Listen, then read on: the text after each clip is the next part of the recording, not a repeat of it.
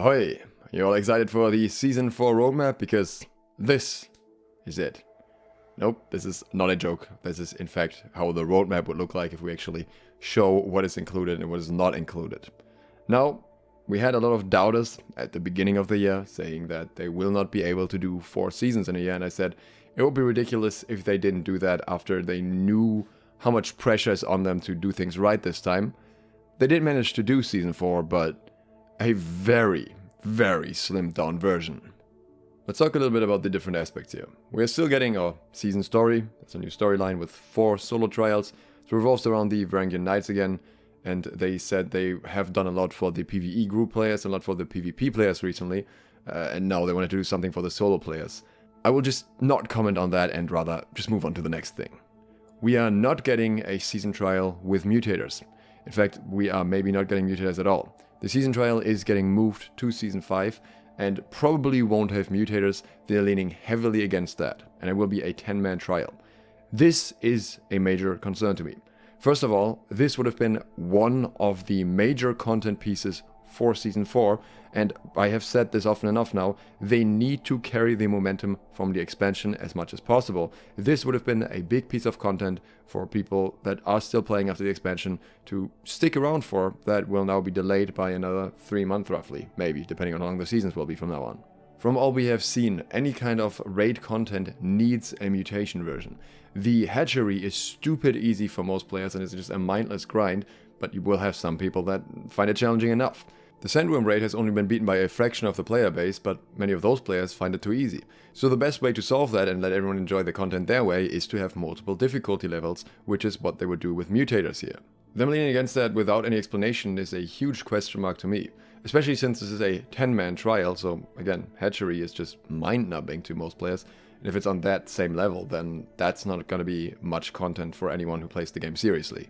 There will be no seasonal trinket either, since this is essentially replaced by artifacts now, which I think is fair enough. They're just saying they don't want to add another mechanic on top of that at the moment. They'd rather add more artifacts so we have more things to try around with, and I'm completely fine with that. I like the new addition of mechanics they're doing here. As much as I take issue with some of these artifacts, as I talked about yesterday in a separate video, I do believe that artifacts are a good replacement for the season trinket.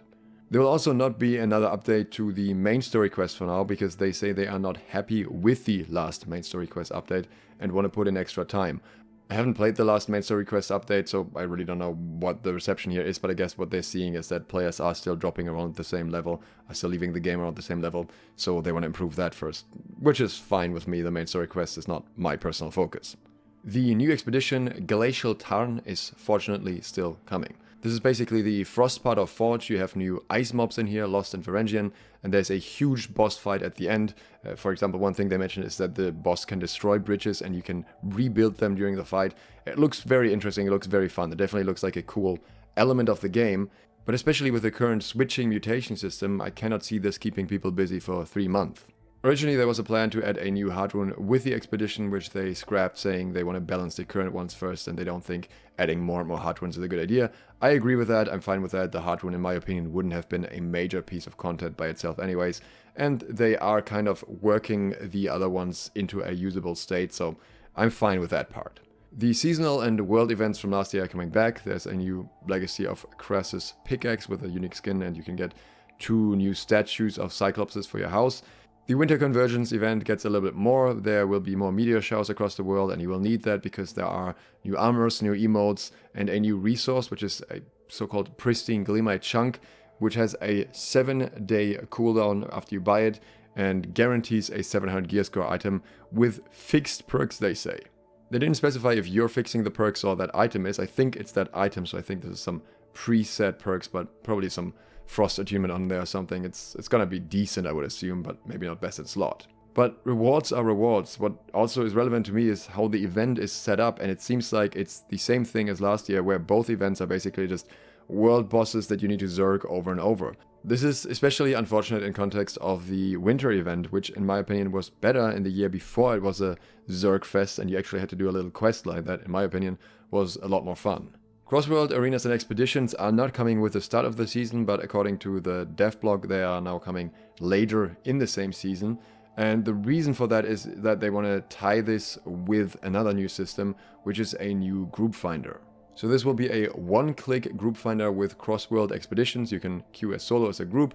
You have a role queue so that the team will be balanced, and there's some kind of bonus for in-demand roles. So healers, I quote, you get paid extra. So it seems like you get gold for doing this to some degree, and you get some triple bonus for clicking the big random button to fill a group. So I guess it's some option to help people out. They didn't really specify what exactly is going on there, but I'm assuming it's gonna be a okay way to get some gold every day by just helping someone out with dungeons, which I guess is also meant to bring some gold influx into the economy, because the gold supply at the moment is kind of low compared to the gold drain, I think, for many players. So maybe this is kind of offsetting that a little bit.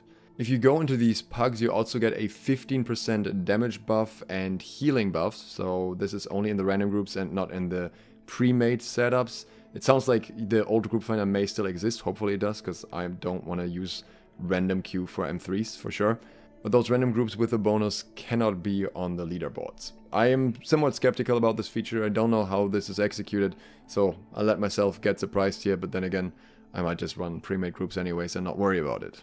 You have to pay me a lot to risk the headache of a full random group where I cannot see anyone's gear, stats, or anything beforehand. They're also no longer doing the seasonal territory control, even though we never really learned what that was exactly supposed to be. They say that influence races have done a good job engaging players, and they want to get more feedback on that. I have a lot of feedback, and a lot of people have already shared their feedback, but one thing that just needs to happen is the influence gain for factions and for companies needs to come from the towers and maybe from the PvP itself, and not from the stupid faction missions.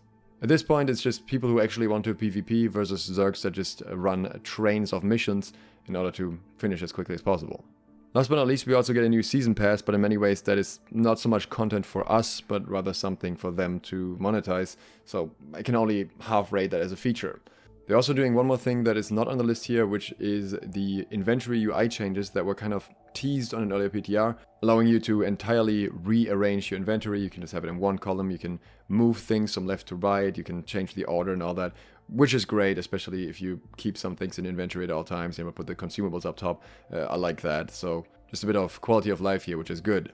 It'll also allow you to batch salvage items by rarity, so for example you can scrap all greens or blues at once, or even the legendaries and skip all the constant warnings, so that's gonna be quite useful and handy. Outside of the artifacts that I talked about yesterday, there's also winged shoes, which boosts your speed and reduces cooldowns. I could imagine that this might be a kind of a thing that's tied to dodging an attack, kind of similar to a shirking effect, essentially like the old refreshing evasion or something, but maybe with a larger value, because the medium boots are open for that, or the heavy boots, and I would think winged shoes sounds like medium to me. So in total, what have we got? The season story that you play through once and then you're probably done with it, maybe with the repeatable solo trials at best, because they kind of talked about that, but don't really care all too much anyways. Then we have the new expedition, which is going to be content for a while at least. We have the seasonal and world events that people are going to do, but it's going to be the same repetitive stuff as before, as far as I can tell, unless they have a surprise up their sleeves there. We have all the Crossworld stuff, but that's, to me, not really content. That's nice quality of life, but it doesn't really change anything. You're still doing the same thing, ultimately, maybe in return for some gold now. And we have the Season Pass, which is that. Along with that, we're also getting the artifacts, as well as some quality of life improvements for the UI. I think my tone here has made it pretty clear that I don't believe this is enough for a season, especially following a big expansion so that you can keep the hype going. I really hope they're keeping something up their sleeve, some kind of, I don't know, fresh start that they're suddenly doing after all, or something like that, that will keep players interested, give them something to do until the next major update after this, until we actually get the raid, and hopefully with mutators, because in the current state, I'm very worried that we will have a similar situation to last year otherwise. Not as bad, because last year we literally only got the winter event and none of the other stuff here, so I think the player retention will be better than that, but we also didn't get the same spike with the expansion, so the overall outcome might just be the same.